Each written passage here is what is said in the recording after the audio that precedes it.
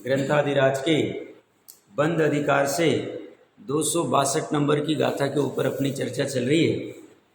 आचार्य देव कह रहे हैं कि किसी भी जीव का मरण या न मरण मतलब किसी ने प्रयास किया फिर भी नहीं मरा, यह उसके कर्म उदय की विचित्रता के ऊपर निर्धारित है।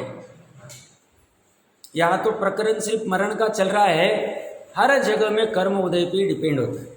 बहुत से जीव कहते हैं देखो वो तो कुछ भी वस्तु खाता है, ठंडी वस्तु, कोई अगर अपने पिता अपने बच्चे को कहता है कि कुल्फी मत खाना गला खराब हो जाएगा, ऐसा मत खाना तो ऐसा हो जाएगा, तो वो बच्चा क्या कहता है, अब वो तो खा रहा है, मेरा दोस्त तो खा रहा है, उसका क्या बिगड़ रहा है।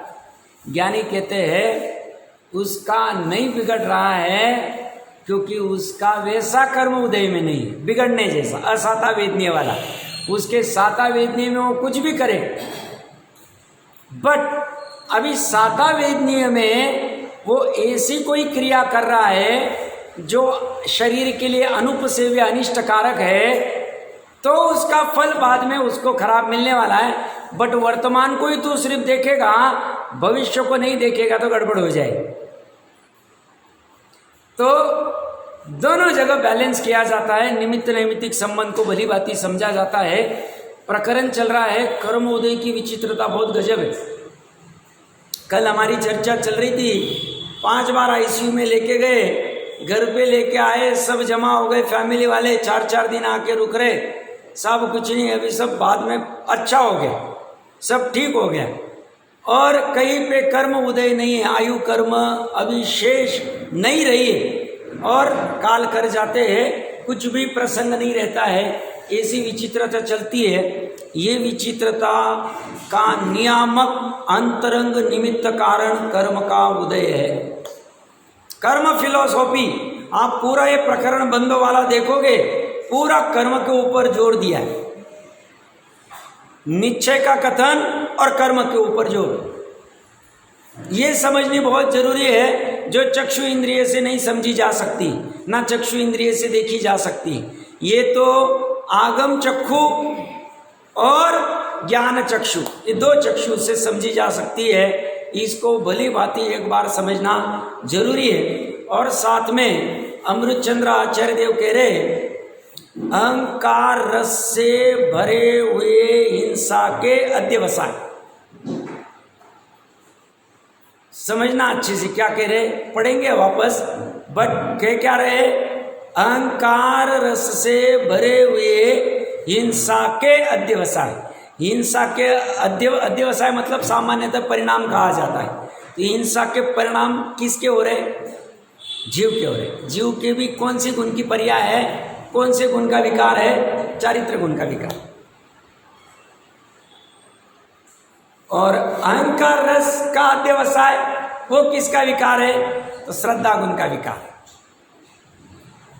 मात्र हिंसा के अध्यवसाय इतने प्रॉब्लमेटिक नहीं, क्योंकि ज्ञानी को भी हिंसा के अध्यवसाय होते हैं 4-5वें गुण स्थान में, बट उसके साथ में अहंकार का रस भरा नहीं होता। कभी कल्पना करनी चाहिए, ये ऐसी कैसी कला होगी जिसमें हिंसा का अध्यवसान हो रहा है, हिंसा का रस बह रहा है जीव में, हिंसा के परिणाम हो रहे, हिंसा की परिणति हो रही है, और साथ में अहंकार का रस नहीं बह रहा है। क्योंकि अहंकार का रस और हिंसा का रस साथ साथ में अनादि मिथ्या दृष्टि को निरंतर बह रहा है।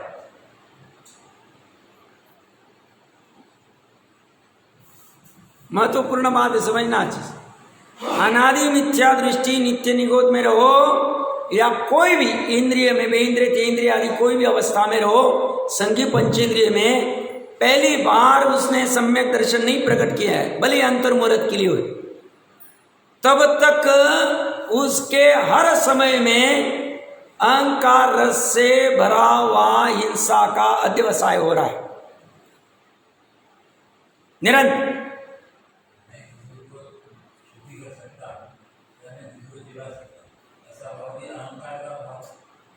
वही चर्चा थी, उसी को बंध कह रहे। और बाकी ज्ञानी जिसके पास अहंकार का रस नहीं है, वह हिंसा का रस उसका बह रहा है।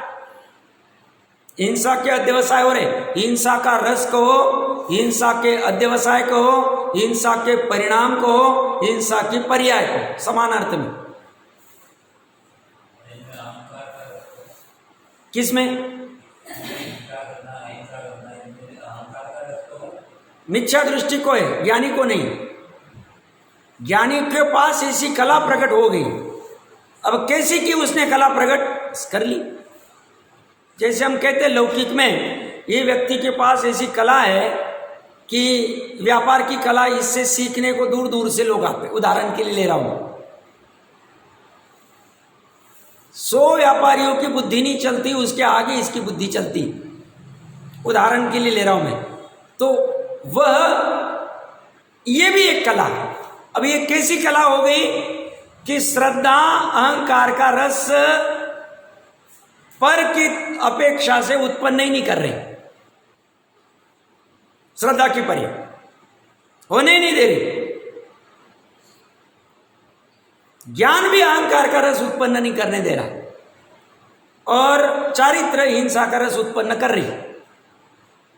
बट क्वांटिटी में फर्क पड़ गया, क्वालिटी में फर्क पड़ गया, डिटोरेशन हो गया, अनंतानुबंधी से एकदम डाउन हो गया हिंसा का रस। अभी भी अविरत है, अभी भी अविरत है। बस ये कला कैसे प्रकट होगी, ये रात दिन धुन चलनी चाहिए कि अहंकार का रस उत्पन्न न होवे, भले हिंसा का रस का जो होना है हो जाए। वो तो 10वें गुण स्थान तक हिंसा का रस चलता रहेगा, 9वें तक चलता रहेगा, 10वें में लोभ का रस चलेगा। जो जो रस चलना है चलने दो। एक बार अपने प्रकरण पे आते 483 नंबर पेज, टीका हमने पढ़ी थी, एक बार देखते। पर जीवों को अपने कर्म उदय की विचित्रतावश कर्म उदय दूसरे से मिलते नहीं। अपने स्वयं के किसी का बुरा हो रहा है, भले ही वो अभी जान नहीं पा रहा है किस कारण से मेरा ऐसा बुरा हो रहा है, मेरे ऐसे कर्म उदय में क्यों आ रहे हैं, बट उसके अपने बांधे हुए हैं। ये व्यवस्था कहीं नहीं थी। अभी न्यायालय में प्रॉपर न्याय मिलेगा जरूरी नहीं। 100 साल पहले हो सकता है कि बराबर न्याय मिलता हो, मानते हैं, इसी कल्पना करते हैं कि 100 साल में सच्चाई का काम चलता था, झूठे का काम नहीं चलता था। बट आज ऐसा नहीं, यहां बदलाव हो गया है। ये वाली सिस्टम में कोई भी आरे में फर्क नहीं पड़ता, छठा आरा रहो या पहला आरा रहो या 5वां आरा रहो या हुंडा उत्तरपणी कार हो, कभी भी कर्म उदय का ऐसा नहीं कि तुमने पूर्व में ऐसे परिणाम किए नहीं थे, तुम्हारे अपने कर्म बंधे हुए नहीं थे और फिर भी उदय में आ गए, ऐसा एक भी जीव का अनादिकाल से आज तक हुआ नहीं, अनंत काल तक होगा नहीं, अनंत काल तक होगा नहीं। इसलिए बहुत सेटेड सिस्टम है, अकृत्रिम सिस्टम है। कृत्रिम सिस्टम किसे कहेंगे? जो किसी की मैन मेड हो, आदमी ने, मनुष्य ने बनाई हो। कल मैं कह रहा था ये सब पुलिस चौकी, पुलिस, न्यायालय, जज आदि ये मैन मेड है। आदमी ने लॉ बनाया, मालूम पड़ा मोदी जी को, अरे लॉ काम का नहीं, 200 लॉ को खत्म कर दिया, आउटडेटेड हो गए। उस टाइम पे चलते थे, ये बनेंगे, बिगड़ेंगे, चलेंगे, चलता रहेगा, बदलता रहेगा। ये वाला लॉ, ये वाला कभी भी बदलता नहीं। गजब की व्यवस्था, अनादिकाल से बदला नहीं, छठे आरे में भी बदलेगा नहीं, पहले आरे में भी नहीं। और सिंपल क्या कह रहे, एकमात्र अध्यवसाय है। और वो भी अध्यवसाय किस तरफ संकेत है? अहंकार रस वाले। हिंसा के अध्यवसाय में इतना प्रॉब्लम नहीं। अच्छा है, मैं ऐसा नहीं कह रहा हूं उससे बंध नहीं होता है, ये भी नहीं मैं कह रहा हूं। हिंसा के अध्यवसाय से भी बंद होते हैं, हिंसा के अध्यवसाय भी है, हिंसा के अध्यवसाय अच्छे नहीं है, पर निचली भूमिका में चौथे पांचवे आदि गुण स्थान में पाए जाते।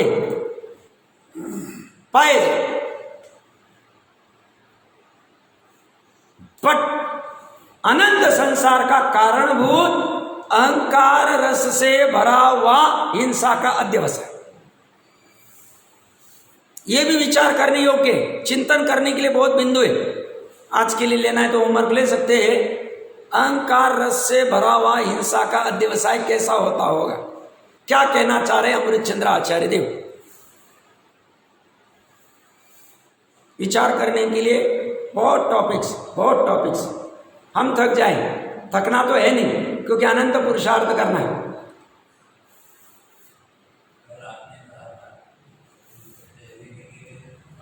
थोड़ा सा आवा है।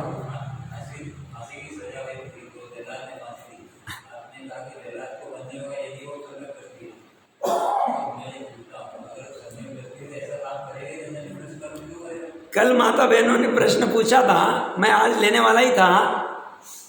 इसमें क्या है, हम आज की धरती के ऊपर देख रहे हैं। आज तो क्या है, कोई कुछ भी धंधा कुछ भी कर सकता है, कोई किसी को अड़चन नहीं। पहले क्या था, आज से 50 साल पहले भी देखेंगे तो कपड़े का, जोहरी का व्यापार करेगा तो जैन ही करे, या पर्टिकुलर सेक्ट ही करता था। आज तो शूद्र भी करता है, कोई भी सीख जाता है और चालू कर देता है, धंधा चालू करता है। पहले ऐसी व्यवस्था थी नहीं। पहले तो क्या है, जो कुम्हार का काम कर रहा है वो कुम्हार का ही करेगा, जो लोहार का कर रहा है वो लोहार का ही करेगा। पर्टिकुलर सिस्टम थी। जो क्षत्रिय का काम कर रहा है युद्ध का वही करेगा, जो ब्राह्मण यानी पढ़ाने का काम कर रहा है वो पढ़ाने का ही करता था, पूजा अर्चना जो भी करवाना है। वैश्य का काम वो करना था, शूद्र का काम शूद्र को वही करना पड़ता। ऐसा नहीं अब मैं सम्यक दृष्टि हो गया तो मैं जल्लाद का काम छोड़ देता हूँ और मैं ये काम कर लूँगा, ऐसा उसको अलाउड था ही नहीं, सिस्टम ही नहीं। वहाँ पंच बैठ के उसका निकाल कर देंगे। आज भी हरियाणा आदि में आज भी वो गांव की पंचायत अभी तो खत्म करा दी है, बट आज भी इसको गांव निकाला कर दिया, समाज से निकाला कर दिया। ये चलती थी क्या, नहीं चलती? अभी थोड़ी बहुत सुनने में मिलती है या तो नहीं मिलती, समझ लो आप, अभी खत्म हो जाए, चलेगी ही नहीं। बट पहले ऐसी सिस्टम चलती। तो पहले उसका सेटेड वाला, इसीलिए कल मैंने जो कृषि का उदाहरण दिया था, जिसका पुरखों का जमाने से चलता आ रहा है, उसको ऑप्शन ही नहीं रहता था, महामजबूरी से वो करता था। और पूर्व में तो ऐसा भी बन सकता था, एक ही फैमिली में चारों कुल वाले काम करने वाले हो सकते, पॉसिबिलिटी रह सकती। जोशी भी रहेगी तो जल्लाद सम्यक दृष्टि रहते हुए भी अभी आजीविका आदि के लिए वह कार्य वहां खेद पूर्वक कर सकता है। जैसे सम्यक दृष्टि श्रावक भी युद्ध कर रहा है और मार रहा है लोगों, क्षत्रिय जल्लाद भी मार रहा है, युद्ध करने वाला भी मार रहा है। अब सैनिक क्यों, राजा ने कहा इसको मार दो, मार रहा, कैसे काम करे? अब वो अगर मान लो आजीविका छोड़ देवे, खाने पीने का क्या करे? अभी तो वो मुनि बन नहीं सकता है, सामर्थ्य नहीं, घर गृहस्थी में अभी राग छूटा नहीं, तो खाने पीने के लिए उसके पास दूसरा ऑप्शन ही नहीं। जैसे वो क्षत्रिय वहां जाके हिंसा कर रहा है, वो तो 50 को मार रहा है, ये तो एक को ही मार, बट दोनों अपना कार्य करने में बाधा नहीं, उपादेय बुद्धि से नहीं करेंगे। हाँ बोलिए, कुछ कह रहे, बोलिए ना, कुछ प्रश्न था, कुछ प्रश्न था?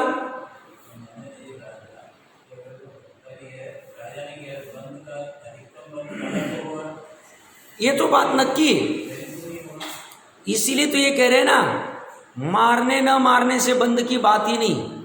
अध्यवसाय यहां बैठ के किसी ने ऑर्डर दे दी कि सर्जिकल स्ट्राइक कर दो, सबसे ज्यादा बंद उनको।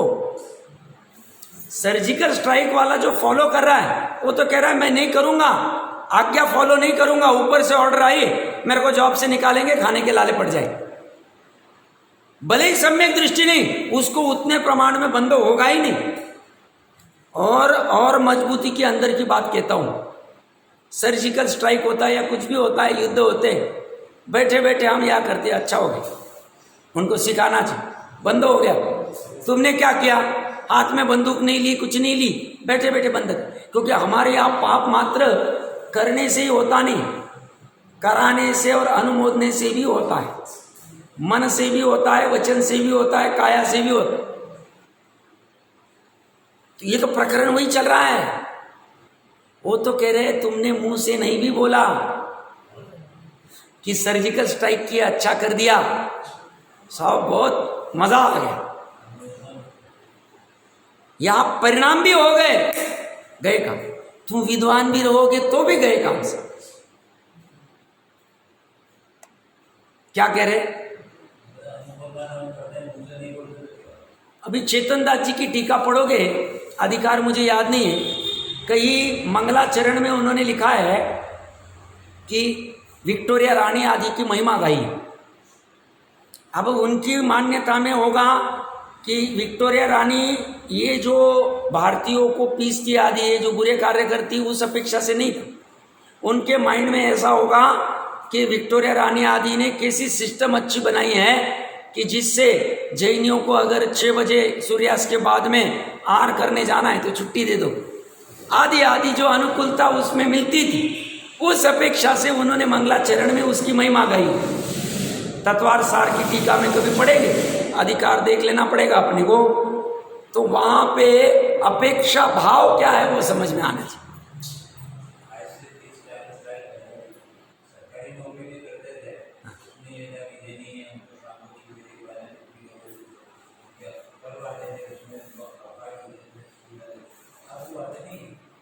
रहेगा, डिटोरेशन तो चलने वाला है, डिटोरेशन तो होता ही जाएगा।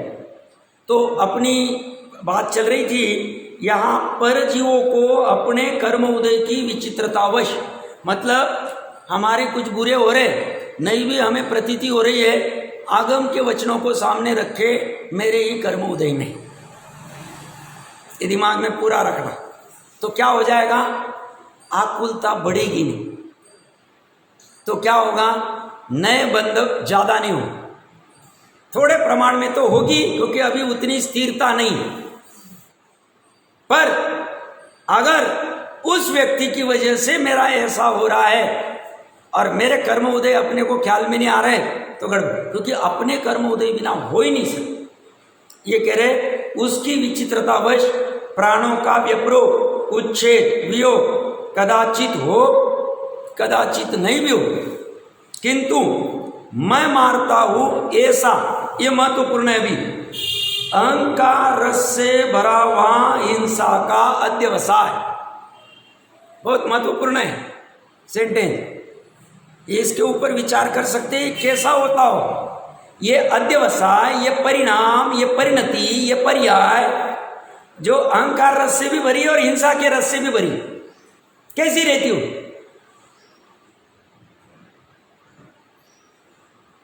मैं बार बार लेता हूं, बोर मत होना, और द्रव्य लिंगी की अहंकार रस से भी भरी और हिंसा के रस से भी भरी, कैसी रहती। बाहर में कुछ नहीं कर रहे कि पूरा अंदर लेके जा रहे, बाहर में कोई किसी को मार काट नहीं, 28 मुनगुन पाल रहे, एरिया समिति भाषा समिति आदि पाल रहे, सब गजब का चल रहा है।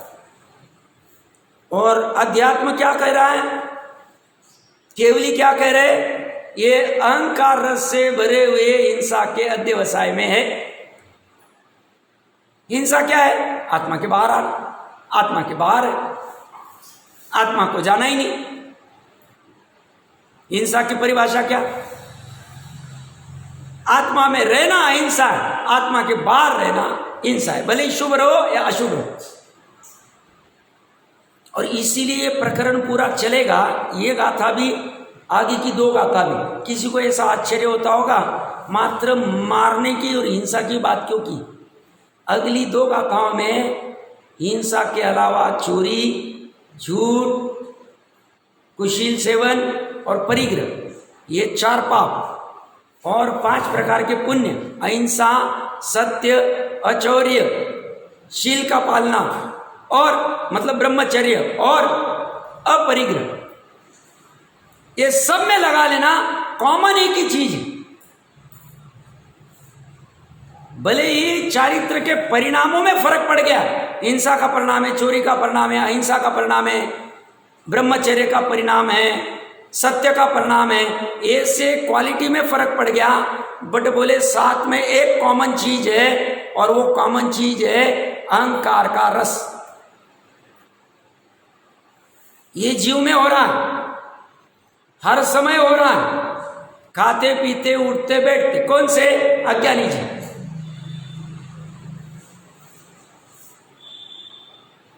धर्म के कार्य करते हुए भी एक ही भूल ऐसा, जीव दुखी क्यों है? एक ही भूल है, उसने स्व को नहीं जाना, स्व पर भेद ज्ञान पूर्वक स्व को नहीं जाना। इतनी सी भूल उसकी, और कोई भूल नहीं। और जैसे ही स्व को जान लेगा, फिर कितनी भी भूल करेगा तो भी कहा जाएगा ज्ञानी के भोग निर्जरा के कारण। वो डूब भी जाएगा बाद में मिथ्यात्व में, एक बार करके, तो भी वह अभी थोड़े ही काल का संसार का साथी, ज्यादा रुकेगा नहीं। कितनी सामर्थ्य अंतर्मुहूर्त के ऐसे श्रद्धांत, आत्मा के श्रद्धांत की सामर्थ्य समझना गजब की। और ये चर्चा मात्र सच्चे दिगंबर धर्म में ही मिलेगी। 363 मत में तो है ही नहीं, और जो श्वेतांबर आदि मत खड़े वहां भी नहीं है चर्चा है ही नहीं, क्योंकि ये चर्चा करने के लिए वैसी ताकत चाहिए, ऐसा सामर्थ्य चाहिए। हमारा कितना महापुण्य है कि हमें ऐसी चर्चा सुनने मिल रही है, पढ़ने मिल रही है, बोलने मिल रही है, विचार करने के लिए मिले।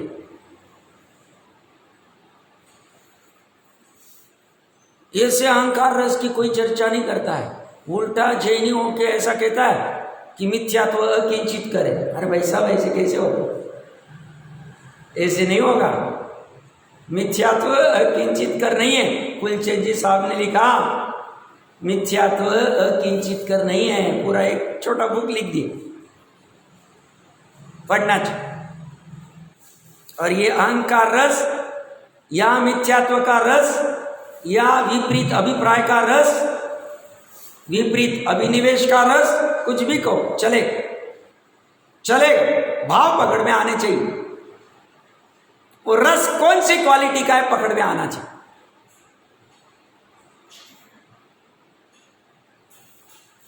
तो मैं मानता हूं ऐसा अहंकार रस से भरा हुआ हिंसा का अध्यवसाय ही निश्चय से ही लगाया है अमृतचंद्र देव ने, और निश्चय भी लगा दिया। निश्चय मतलब ऐसा ही है, निश्चय से उसके बंध का कारण है। किसके?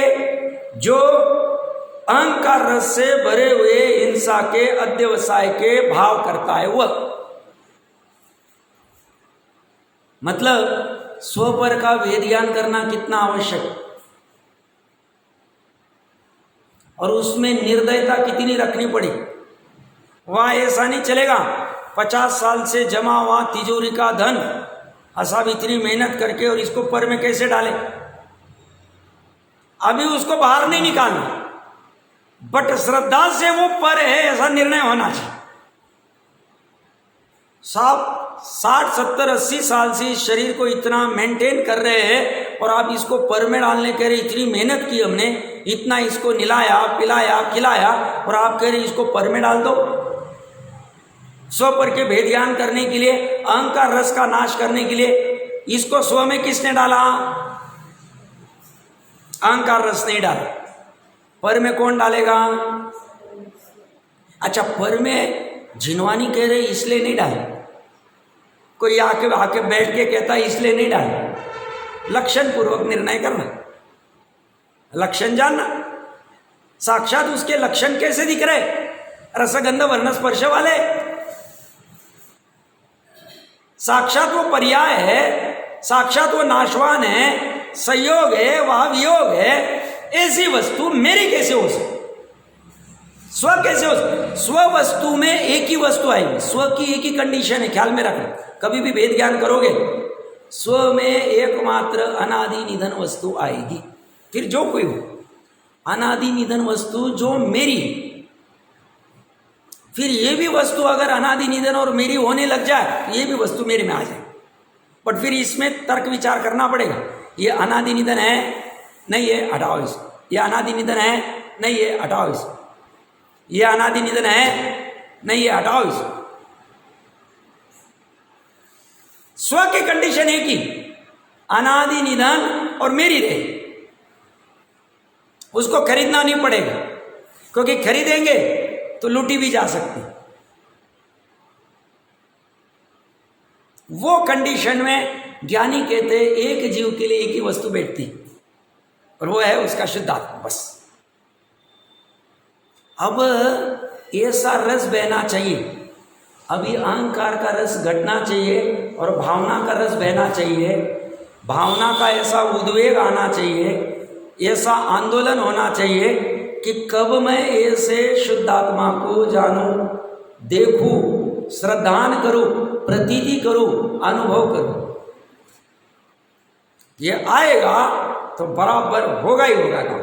और ये आएगा नहीं, ऊपरी ऊपरी रहेगा, भय लगेगा, सुनने को तो अच्छा लगता है, बट वहां जाने में डर लगता है। वहां चले जाएंगे, ये छूट जाए, वो कहता है तेरा काम नहीं होगा। कैसा काम नहीं होगा? जैसे वो माली था, कौन माली, जिसको वो सेठ ने कहा था कि तू अंजन चोर को, मतलब जैसे वो उसको कहा था कि तू इसमें बैठ जा और बस नौकार मंत्र बोल के इसको काट, और नीचे नुकीले वस्त्र लगे, उसकी विधि। अब वो डरता था अगर ये नहीं गया ऊपर और नीचे गिर गया तो मेरा हाल हो जाए, तो उसका काम ही नहीं हो। वहां अंजन चोर जैसी सामर्थ्य लगी, मरे तो मरे, कुछ फर्क नहीं पड़ा। वहां उसको संशय था होगा कि नहीं होगा। अंजन चोर जो था उसके सामने दो स्थितियां थी, मुझे तो मरना ही है, यदि सिपाही पकड़ेंगे तो मैं मारा जाऊंगा, लेकिन उसे अंजन का जो प्रभाव था उसका भी उसके ऊपर असर था, माने पर करता है। इसलिए जो मुझे मंत्र दिया, यदि मैं भूल गया हूँ तो भी क्या है, आनंद तानंद कछू न जानम श्रेष्ठ वचन परना, माने मुझे उसकी श्रद्धा है। एक एक नहीं काटा, उसने सबको काट दिया, लेकिन श्रद्धा ने उसको उठाया। एक्चुअली प्रथमान योग में जो कहते हैं ना कि भाई उसको ऐसे भी मरना ही था, कोई ना कोई पीछे लगाए, उससे अच्छा ये कर लेते, ये बहुत स्थूल कथन है। सही मायने में देखिए, क्योंकि वो भी था राजपुत्र ही, पहली बात। दूसरी चीज है, वो तो क्षत्रिय तो था ही, तो संस्कार तो थी। अब जो भी वो विपरीत मार्ग में लग गया, जो लग गया, बाद में सही मायने में इतना बड़ा काम होता है, वहाँ अंदर में श्रद्धा मात्र उस मरने वरने के चक्कर में नहीं, पूरी ट्रांसफर हो सकती। प्रथमान योग स्थूल कथन करेगा कहने के लिए, सामान्य जीवों के लिए, बट एकदम सूक्ष्मता में देखेंगे अंदर तो पूरा ट्रांसफॉर्म हुआ भाई, वो पूरी श्रद्धा बैठी हुई रहेगी।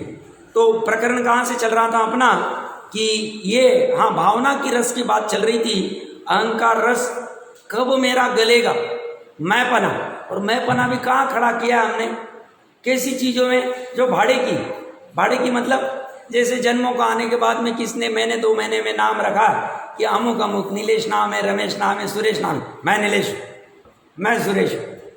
अब जन्म के 30-40 साल बाद कहीं आप बैठ गए तो मैं विद्वान हूं। ऐसे जो भाड़े के हैं उसमें जो अहंकार करता है, पर्याय करता है, वो खत्म हो जाता है। और जो उसको गौन करने की सामर्थ्य रखता है, उस रस को तोड़ने की सामर्थ्य रखता है, अंजन चोर की तरह। उसने तो रस्सी तोड़ी थी, ये तो पूरा रस खत्म करने को तैयार। ये खत्म रस कैसे होगा? क्रिएट हुआ है स्वयं में, खत्म भी स्वयं से हो। आज तक जितनों का हुआ स्वयं से हुआ। उपदेश तो मात्र कथन का होता है, काम तो उपादान में ही होगा। तो ये कह रहे हैं ऐसे अहंकार रस से भरा हुआ हिंसा का अध्यवसायी निश्चय से उसके बंध का कारण है, क्योंकि निश्चय से पर का भाव जो प्राणों का व्यप्रप वह दूसरे से किया जाना अशक्य है, अर्थात वह पर से नहीं किया जा सकता। भावार्थ निश्चय में से दूसरे के प्राणों का वियोग दूसरे से नहीं किया जा सकता, वह उसके अपने कर्मों के उदय की विचित्रता के कारण कदाचित होता है और कदाचित नहीं होता। ऐसे हम घटना भी सुनते होंगे कि जैसे कोई सैनिक आदि में है, मिलिट्री आदि में, रिसेंट की घटना है और उसको बहुत सारी शत्रुओं ने गोलियां लगाई, फिर भी ऑपरेशन करके बच गए। 18 गोली लगी, 12 गोली लगी, 14 गोली लगी, उसकी आयु बची थी। सामने वाले तो मारने के लिए गोली डाली। तो मरना न मरना ये भी हम प्रमाण, अगर हम ऐसा मानते नहीं सामने वाले ने मारने के भाव के मारने किया तो मरना ही चाहिए, तो फिर ये क्यों नहीं मरा? फिर इसका अर्थ कुछ तो भी अलग दूसरा कारण है, वह ढूंढना चाहिए। ये यहाँ पे कह रहे हैं, ये भी जैसे मैं कल कह रहा था ना, ये सब मोबाइल पे गेम्स आदि, वीडियो गेम्स आदि, सब वीडियो पार्लर ये चलते हैं, या वहाँ जाके 10-20 रुपये, अभी तो ख़त्म हो गया, अभी तो मोबाइल हाथ में आ गया है, नहीं तो आज से 5-7 साल पहले हर सिटी में बच्चे जाके खड़े, संडे आज तो बस डिशुम डिशुम डिशुम डिशुम डिशुम डिशुम करना है। ये कह रहे तुम उसको 10 रुपये खर्चा नहीं कर रहे हो, तुम्हारी उपाध नहीं निकाल रहे हो, माँ बाप को समझ ही नहीं है, तुमने उसको ये अध्यवसाय करने का निमित्त दे दिया, खड़ा कर दिया, उसके अध्यवसान चालू हो गए, उसको मारू मारू बंद हो गया। तुम क्या दे रहे हो अपने बच्चे को? तुम्हें क्या लग रहा है साहब हम तो उसको संडे को भेजते ही, बच्चे करना ही चाहिए, अब नहीं करेंगे तो कब करेंगे? अरे बट तू करा क्या रहा है? तू उसको डुबा रहा है, तेरे को समझ में आ रहा है? तू स्वयं भी डूब रहा है। नहीं अभी दोपहर को टाइम में बोर हो रहा है, अभी खेलते। कोई ऐसे रिटायर हो गए 45-50 में, काम धंधा नहीं, ज़्यादा पढ़ने मूड नहीं लगता, एक आध दिन मूड आ गया तो रात को 2 बजे उठ जाएंगे और करेंगे सामायिक आदि कुछ करेंगे, और बाकी 10 दिन बैठे बैठे खेलते रहेंगे, गेम खेलते रहेंगे। क्या करते हैं? शेयर मार्केट में करेंगे, नहीं तो गेम खेलते बैठे। आयु खत्म हो रहा है, अध्यवसान से खत्म हो रहा है। मिला है, जिन धर्म मिला वेस्ट कर रहे हैं टाइम पास।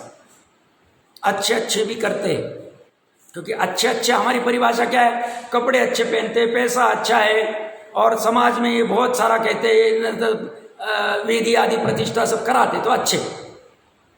भाई अंदर ढाकना पड़ेगा ना, यहां से चलेगा। संक्षेप कर रहे, बंद का संक्षेप इतना है, दिखेगा नहीं बट ऐसा ही है। ये जो दिवाली आदि में बंदूक से डिशिम डिशिम, ये 30-40 साल 50 साल पहले कहा थे, पूछो बुजुर्गों, बंदूकें थी ही नहीं यहाँ, इंडिया की संस्कृति ही नहीं। ये बाहर का आया, हाथ में बंदूकें आ गई। वो ओसामा बिन लादेन या हिटलर, किसी ने बचपन में कोई मुर्गी को 6 साल 5 साल का 2 साल का होगा गला दबा दिया, तो उसके माँ बाप ने वाहवाही की, क्या मजा, वो ओसामा बिन बना। हम भी क्या कर रहे, कैसी बंदूक निशाना लगा रहा, कैसे देख रहा है। यात्रा में यहाँ दिसंबर में लेके जाएंगे मेला में, तो उसको बोलेंगे ले वो फुगे को मोड़। अब उसमें इसका क्या हो रहा है, यहाँ परिणाम क्या हो रहा है? होगा कुछ भी। ऐसा एक एक जगह सूक्ष्म ढूंढना, अब मेरी भी एक क्षमता है, मैं एक लिमिट तक सोच सोच के बता सकता हूँ, तो अपने अपनी बुद्धि लगानी है। देखो आगम में एक एक चीज कही नहीं जाएगी, या तो कहा जाएगा अध्यवसानी बंध का कारण। अब अध्यवसान किसको कहते हैं, किस किस प्रकार के अध्यवसान होते हैं, फिर क्या क्या होता है, भेद प्रभेद क्या है, क्या करना चाहिए, मेरे कैसे होना चाहिए, इसके लिए समय कहाँ है साहब? हमारे पास समय नहीं है। ये तो बाद में करेंगे, हम 70 में करेंगे, अब तब रहेगी बुद्धि, तब पकड़ ही नहीं पाएगा, तब सुनाई नहीं देगा, तब हाथ पैर हिलने लग जाएंगे, छोड़ने को आना पड़ेगा, उतर नहीं सकता है, चढ़ नहीं सकता है, तो ये तो करना अभी चाहिए। एक बार के लिए तो करके मोकला हो जाए, जो समझे, जो होगा देखा जाए।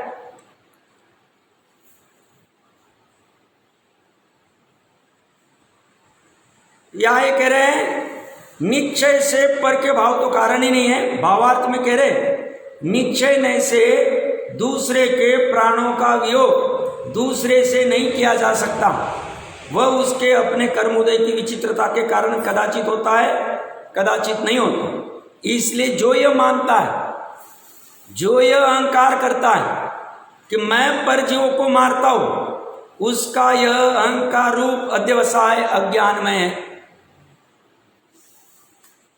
और ये हर जगह चलाना, ये अहंकार रस है ना, जब उत्पन्न होता है तो ऐसा कह के नहीं आता है मैं भी उत्पन्न हो, हर समय उत्पन्न हो अज्ञान। छोटी छोटी बातों में हो, कोई अगर कुछ कार्य कर रहा है और वो कहता है सामने वाला व्यक्ति अरे नहीं हो रहा है, ये होगा नहीं, पॉसिबल कैसे होता है, बाजू मैं करके दिखा। ये अहंकार का रस, करना नहीं करना ये चर्चा नहीं चल रही। ज्ञानी भी करें, ज्ञानी क्या कहेंगे, भाई जी मैं प्रयास करूं, श्रद्धा में रहेगा, कोई कर नहीं सकता है बट अभी उसका नहीं हो रहा है, 10-20 मिनट आधे घंटे से प्रयास कर रहा है, कोई भी कार्य छोटा बड़ा कोई भी कार्य हो सकता, घर गृहस्थी में चलते ही रहे, कैसे चलता नहीं, कैसे होता नहीं, कैसे मानता नहीं, चलो मैं आता हूं, मैं करके दिखाता हूं। वो बोला अहंकार रस आया गया काम से। अभी ये ऐसा अभी भी चलता रहेगा अपना, तुरंत बंद नहीं होगा, घबराना नहीं, बट साथ में ये ब्रेक लगता रहेगा। अरे ये 262 नंबर भी गाथा कह रही है, मैं करके दिखाता हूं, मैं करके दिखाता हूं, इसमें मेरा बंद हो रहा है, ये तो मैं डूबा जा रहा हूं, ये आवश्यकता नहीं है। अब इस अहंकार रस को पतला कैसे करूं, होता जाएगा, पता भी नहीं चलेगा, शांति से बैठेंगे तब पता चलेगा आज 10 बार ये रस उत्पन्न हुआ, जो प्रकट में बड़ी बड़ी लोकेशन, ऐसे तो होता ही रहता।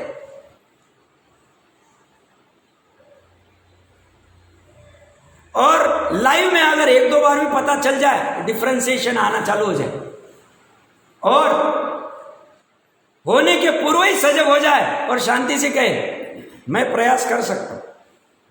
अच्छा, इतना बोलने मात्र से ज्ञानी हो गया ऐसा जरूरी नहीं, हो सकता है पर जोर नहीं आना चाहिए, ये जोर बहुत खतरनाक है। हटो तुमको कुछ नहीं आता, मैं करके दिखा, गया काम।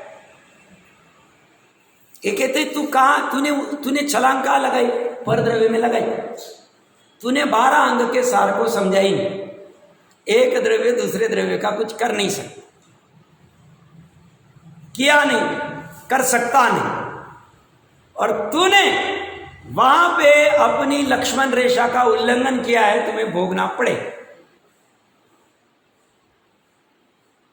तुम्हें कर्म बंधन भोगने पड़े। उसका उपाय वही। तो ये कहता है इसलिए जो यह मानता है, अहंकार करता है मैं परजीवों को मारता हूं, उसका यह अहंकार रूप अध्यवसाय अज्ञान में, वह अध्यवसायी हिंसा है, अपने विशुद्ध चैतन्य प्राण का घात है और वही बंध का कारण है।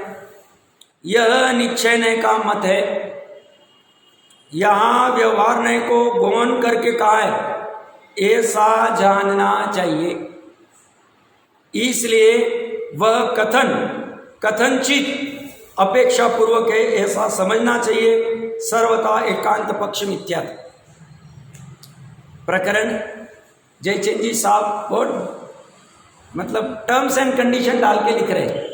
उनको पता है लोगों को एकांति बहुत हो गई, क्योंकि टोडरमल जी ने निश्चयावासी आदि का प्रकरण लिखा था और ये हालत भी ऐसी, हालत भी ऐसी। कल भी शाम में यही प्रकरण चल रहा था कि व्यवहार सोच से पारमार्थिक सोच कैसी हो, लोक मूर्ता के प्रकरण में चल रहा। तो टोडरमल जी साहब ने 277-278 नंबर पेज के ऊपर चरणान योग का विधान कैसे होता है, वह उपदेश कितने प्रकार के होते हैं, किस अपेक्षा से होते हैं, ये 2 भेद होते हैं। ये उपदेश किसके लिए, ये उपदेश किसके लिए, किसके क्या सामर्थ्य, दोनों उपदेश जो श्री गुरु दे रहे उसका अभिप्राय में उनके परिणाम सुधारना ही। अब किसके नहीं सुधारे हम क्या करें, वो उल्टा ही पकड़ लेवे, निश्चयवासी हो जाए, एकांती हो जाए, हम क्या करें। इसलिए जयचंद जी साहब ने भी नीचे कंडीशन डाल दी है, भाई ये कथन एकांत ऐसा मान के तुम मारने लग जाओ और तुमको मेरे ऐसे अध्यवसाय नहीं, मेरे बंध नहीं होगा, वो तो कहे तू तो ज्यादा डूबेगा, क्योंकि अध्यवसान तो तेरे हुए और ऊपर से और झूठा कह रहा है। शुद्धात्मा तो मिला नहीं और कहता रहता मैं शुद्ध हूं, मैं सिद्ध हूं, मैं बुद्ध हूं। बोलने की आवश्यकता क्या है? आवश्यकता नहीं बोलने, उसका निर्णय करने की आवश्यकता। उपयोग वहां लगाना चाहिए, एनर्जी वहां लगानी चाहिए। बोलने में क्या एनर्जी लगानी, चर्चा करने में क्या एनर्जी लगानी? सामने वाले की पात्रता है, तुम्हारी पात्रता है कहने की, चलता रहे। उसे ऐसा भ्रम हो जाता है, ये बोलना चालू कर दिया मतलब मैं शुद्ध हो गया। वो कर्ता बुद्धि पड़ी हुई, अहंकार का रस खतरनाक। हमने पहले तो बहुत सारी चर्चा कर ली, इसलिए ज्यादा चर्चा नहीं कर रहा हूं। अहंकार की रस की क्वालिटी समझनी बहुत जरूरी है। अच्छों को समझ में नहीं आती है, अच्छों को नहीं समझ में आती। और कल माता बहनें पूछ रही थी प्रश्न में कि ये जो 8 प्रकार के मद होते हैं, ये 9 कर्म से होते हैं कि द्रव्य कर्म से होते हैं? तो ये उपादान से, तो इस अहंकार रस से होते हैं, और निमित्त रूप में द्रव्य कर्म है, मिथ्यात्व कर्म का उदय निमित्त रूप। और ये अहंकार रस ही उसका कारण है, जिससे थोड़ा भी ज्ञान हुआ मेरे जैसा ज्ञानी कोई नहीं, थोड़ा भी रूप कुछ अच्छा हुआ मेरे जैसा रूप किसी का नहीं, थोड़ा भी कुल, थोड़े भी जाति, आदि आदि आदि में वो सब चालू है। थोड़ा सा तप करता है, पूरे इसमें मेरे जैसा कोई तप नहीं। अरे भैया, दुनिया इतनी सी नहीं है, 343 घनरज्जु की है, और भूत, ये वर्तमान काल ही काल नहीं, भूतकाल बहुत बड़ा चला गया है, और भविष्य काल बहुत आने वाला है। कितने आगे, तो कितनी कितनी चीजों के ऊपर क्या क्या करता है। उसे लगता है मेरे जैसा दानी कोई नहीं, मेरे जैसा ऐश्वर्यवान कोई नहीं, आदि आदि ये सब बातें, ये सब अहंकार रस से उत्पन्न होती है। वह अध्यवसायी हिंसा है, अपने विशुद्ध चैतन्य प्राण का घात है। इससे क्या होता है? अपने चैतन्य प्राण का घात हो रहा है। चैतन्य प्राण का घात होना मतलब क्या? कोई प्रयास करे, मतलब क्या कहना चाहिए?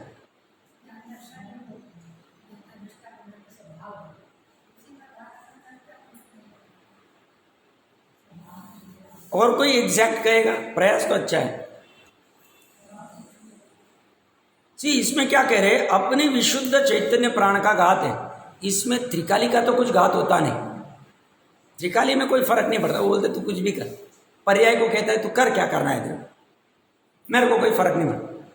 तू पर्याय में बुरा काम करेगी, तुझे बुराई भोगनी पड़ेगी। तू अच्छा काम करेगी, अच्छाई भोगनी पड़ेगी।